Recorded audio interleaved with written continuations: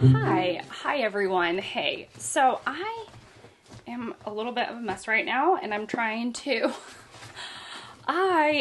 to get everything together. So I'm doing a mega unhaul, and I want to show you why the books and why I'm unhauling them. And I'm just excited to get these books out of my life. So yeah, if you're new, then hi, I'm Shelly. I do love books and reading, and I like to do a good clear out every once in a while. And I'm excited. I'm excited about this unhaul particularly, and we'll get into that in the meat of the video. So please subscribe if you're new and enjoying the vibe. But otherwise, let's just go ahead and get into the meat of this video.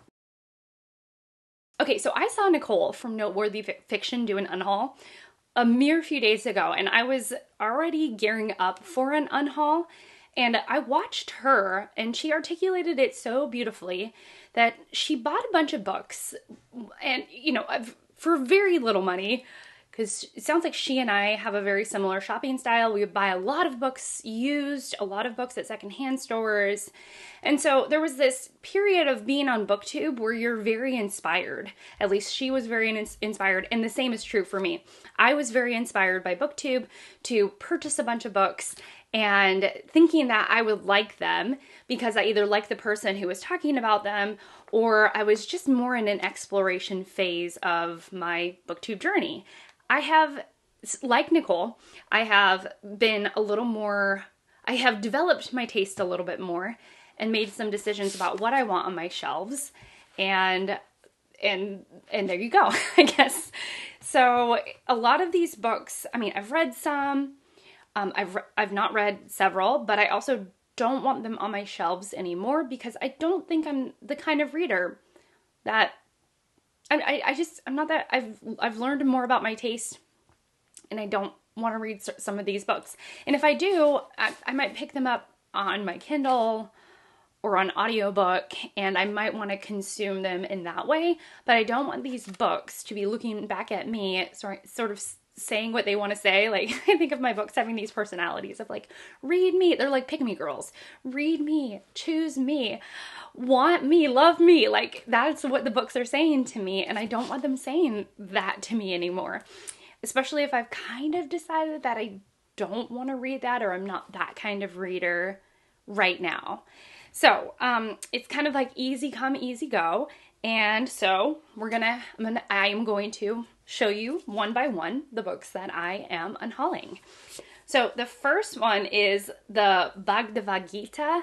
So I think I definitely went through a phase where I was really interested in picking up classics. I love Penguin classics. I am like a moth to a flame when I see a Penguin classic, especially at the Goodwill. That is my downfall because it's only going to be like $1 or $1.75. And so you can get these beautiful Penguin classics for very little money. And I was like, sure, why not? Let's get this. And then I've heard that it's not really a narrative. This is not a narrative. It's more of a spiritual text. And that's just not the kind of reader I am right now. So the same goes for Arthur Miller's Death of a Salesman. Have not read, don't really want to read. I also picked up Claude Levi-Strauss, Tristes Tropiques, I think. This is I believe an Englishman. I think he's an Englishman, and he is in the jungles of Brazil and writing down his observations. I'm sure for people who, I don't know, are into the social sciences, this is probably a required read for those in the social sciences. For me in particular, I am not, I'm not taking that class. I don't really want to take that class, and so I'm going to part with this. Actually, the Claude Levi-Strauss was mentioned in A Visit from the Goon Squad, and she was referencing that text, and it gave me a better idea of what that was about, and that really helped clarify that I don't really want to read that. Another book that I've heard is very weird, and I'm just like, I don't know. I've heard people have read this, and they're like, I don't even know what it's about. And so it is, it's a classic. It's a Penguin classic. It is Mikhail Bulgakov, The Master of Margarita. I watched a whole group read this as a buddy read on Booktube several years ago, and I saw this again at the used bookstore, and I was like, I'm gonna get that. I'm gonna read that. And then I'm like, now I could not care less about reading it. Oh, again, on the same lines of classics I thought I wanted to read, I have short stories by Voltaire. I think it was Voltaire that wrote... It's like a book about being... What is that called? It's a book about being... Candide. It's Candide by Voltaire, which is about being too optimistic, like the perils of being an optimist. I got through like half of that book, and I was like, I DNF'd that. I still own it, and I still want to read it because it's a... I don't know. I think it is foundational for literature, and it's a short read. Here, let's talk about a book that's foundational to literature, but not a short read. Don Quixote. Oh yeah, it's huge. I just don't. I don't want to read this. If I do, I might like spend a month listening to it, or slowly go through it. I don't want to read this book. This floppy penguin. I love a floppy penguin classic. It is not. I'm not trying to shame the floppiness of a penguin classic, but I am shaming the fact that like I don't want to read this book in this form at all, like at all, and I have no desire to read it right now. All right. Oh, books I have read. I have books everywhere, y'all. I have books everywhere. So, Of Mice and Men. Yeah, I despise this book. So no, do not want it looking back at me sobbing because I did not love it. If that is a pick-me, that is a pick-me book. And I didn't pick, like I picked it and I read it and I was like, you are not for me. Then it is sobbing in the corner as an unhaul thing. And I'm like, yeah. Okay, more books.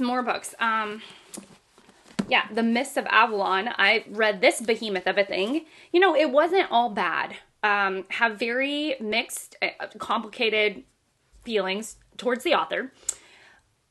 The book itself, not all bad, but also kind of a slog in certain parts. And some of it just, questionable.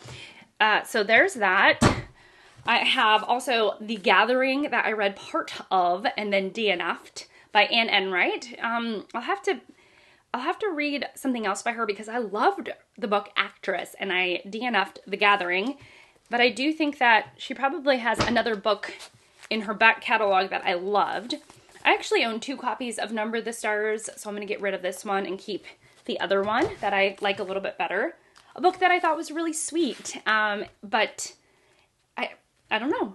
I thought it was very sweet, but I didn't love it enough to keep. And it is Penguin the Magpie, The Odd Little Bird Who Saved a Family by Cameron Bloom and Bradley Trevor Grieve. I enjoyed this, but I didn't love it. And I think someone else will love it more than me. Let's think. More DNFs. Bad Feminists by Roxane Gay. I have tried reading this twice and I don't know. I think essays are hard they're not something that I gravitate towards. So it's hard for me to want to read something in a format that I normally don't even read in. And so, I'm going to pass on that. A book I bought thinking I would like it. It was like an impulse purchase near the end of 2024. I've been on a no-buy this year in 2025. It's helped clarify a lot for me. And the book is The Name of the Wind by Patrick Rothfuss. I also have read a string of fantasy books, and I'm learning that fantasy isn't my favorite. It's not my favorite genre. Not that I don't have favorites within the genre. It's just not my go-to, and I think that the book has to be kind of rather extraordinary, like Piranesi by Susanna Clarke. I think that book, there's something really special about that book, and I really, really loved it. I'm more inclined to read something like that than a chunky, like, takes weeks to read type fantasy that doesn't even have an ending. The trilogy is still outstanding, so I'm kind of like, do I really want to read it? I don't think so. More books that I read and liked, but not enough to keep. I have Cranford by Elizabeth Gaskell. I have Boulder by Eva Baltazar, translated by Julia Sanchez. So I read this. I read this for the International Booker. Was it in 2024? It was probably in 2023. This was longlisted for the International Booker. I bought it new. I wanted to take part in the International Booker of some kind. So I chose one book that I thought I would like, and I read that, and this was the book. And I liked it. Very poetic, had good things going for it. But ultimately, I was just like, I don't know. I didn't love it enough to keep it on my shelves. So we're gonna part with that one. Another book that I had wanted to read for years, and I finally got to it, and I was like, it's just okay. It was just okay. And it's The Bell Jar by Sylvia Plath. So, yeah, getting rid of this one. Gonna take my tabs out because I started tabbing it, and then eventually I was like, I don't care. About a third of the way through, I was like, I just don't care. Another book that I have started, and then it now just sits on my shelves unread, and it's the story of O, and this is like OG erotica or like spicy novel. I was like, I don't know, there's a part of me that wants to do, like, I want to read romance, but I'm just not super into it. And there's a part of me that's like, oh, if I read like a classy romance or like erotica, right, then maybe I'll like it. And the reality is, like, I wasn't sucked in. It didn't do the magic. The magic was not working on me. And now it just sits there, having read like a third of it, and I don't want to pick it up again. A book I did quite like, which was Mary Doria Russell's The Sparrow. This is a science fiction book. I think Kelly from Books I'm Not Reading calls it Jesuits in Space, because that's what it is. Yeah, this group of people go to a foreign planet and discover things there. It is a really good book. I liked it, but I think I'm going to release it back into the world so that someone else can read it and really enjoy it. It's a really good book. Let's think. What else do I have here? Okay. Oh, I have two very, very chunky books of Grimm's Fairy Tales. I was like, I'm going to be a Grimm's Fairy Tale girly. I have two versions of it, and I don't want to read it. Again, it's sort of like the Don Quixote thing. Like, maybe I'll read it maybe I shall read it when on my Kindle. Or I'll look up specific stories, maybe like Cinderella, so that I can understand the origin and where it's developed from there. But to just read Grimm's Fairy Tales straight through, that is not me. More books that I've read, but not, and just don't, I like them, but not enough to keep. Florence Adler Swims Forever, which by Rachel Beanland. This is her debut work. This is about, in the very first couple chapters, the Florence Adler swims and goes out to swim. She's competing. What is she doing? Not competing. She is training to swim across a canal, and she passes away. And it's about that grief and how the family deals with that grief. It's a really touching book, and surprisingly sweet, but just not one that I want to keep forever. So even though she swims forever, it's not a keep forever. Oh my gosh, that was cheesy. That was cheesy. Okay, then I also have Smuts by Felicia Berliner. I like this. This was her debut, and this is about a Hasidic Jewish young lady who starts to get addicted to graphic, sensual images online, is what I'll say. And it's about like the push and pull of wanting a more secular life, but feeling the obligation to follow your roots as a family, or the roots of your family. I quite like this book. This was an interesting one. Just don't want to keep it. I don't know, like, when I see it, it doesn't spark joy, as Marie Kondo would say. Another book that I quite liked, but doesn't spark joy in my soul when I look at it, is Home Fire by Kamala Shamsi. This was a retelling of an ancient Greek myth, and it's about siblings. I liked it, but sometimes I feel like the message at the center took precedent over character development, which is not my favorite, even though I do think it was a strong book and a strong read overall. And then I have a couple books that I just simply, I don't know, I just simply don't want. The Professor and the Madman has been on my shelves for years. I don't want it. I don't want to read it. It was recommended to me from an acquaintance decades ago. She read it for college. It seems like decades ago. It probably has been 15 years, 14 years, something like that. She recommended this book to me because she read it for a class and she said it was really entertaining. And there's just, I have no desire. I have no desire to even look at it anymore. And I wonder if it's going to be one of those things where I'll get rid of it and then maybe I'll hear someone talking about it on Booktube and I'll re-find it at a used bookstore and then I'll want to read it. But I'd rather go on that journey than to have this just sitting on my bookshelves unread. A book that I have a different copy of that I like better, and it is My Name is Asher Lev by Chaim Potok. This I own a different copy of that I like better. This is just not in the, I don't know, it's in okay shape, but I don't really like all the stickers on here and that it's Sharpied out, and I found a different copy for like $1, and so I got that instead. And then I also have Kazuo Ishiguro's Remains of the Day. I read his other one, that other one, I forget what it's called, but his writing was just okay. I have no desire to read any more Ishiguro. This is just how I feel, y'all. Okay. And so I'm getting rid of this. I'm just looking around to make sure that I got everything. So here's what's going to happen. I want to give these books away. I want to give them to you all. I want to mail them to you all. This is something that I would love to give to you. So what we're going to do is, if you would like any of these books, you have to be in the continental US, in the US. Shipping to Hawaii is a whole different kind of shipping moment, but anywhere else in the US I can ship to, just not, over any kind of seawater. So if you live in the US, I'm sorry, it's US only because of cost purposes.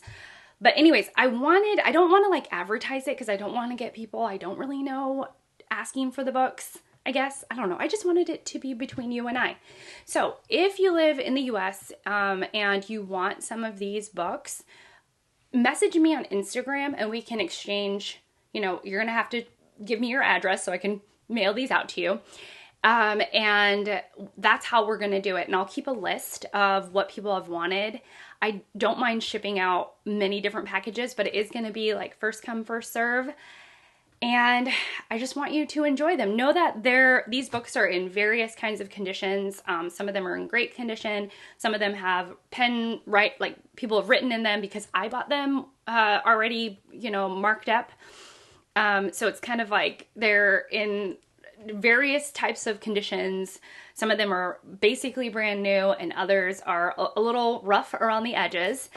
And that I just really want to give these to readers that will enjoy them and will enjoy a book from me to you.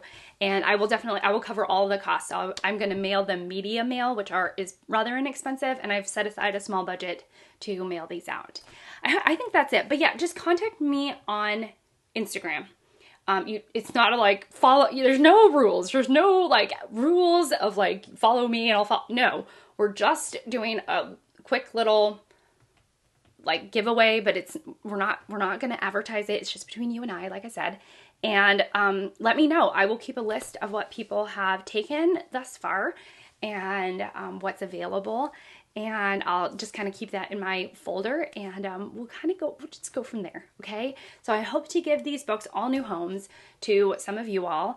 It is my pleasure to send them out. And yeah, I just hope y'all like these books better than I did. It will make me feel amazing to give them away. So that's it.